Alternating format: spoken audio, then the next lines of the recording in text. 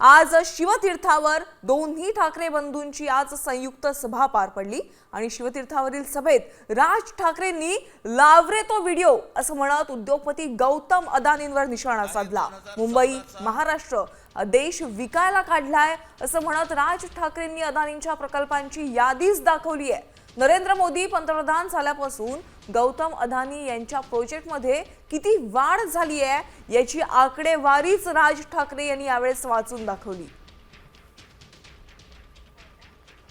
जगामध्ये असा एकही माणूस नसेल जो 10 वर्षामध्ये इतका श्रीमंत झाला।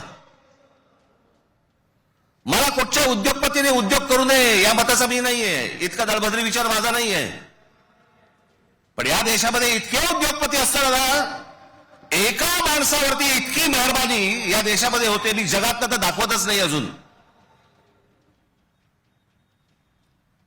फक्त 10 वर्षामधली गोष्ट ही 10 वर्षातली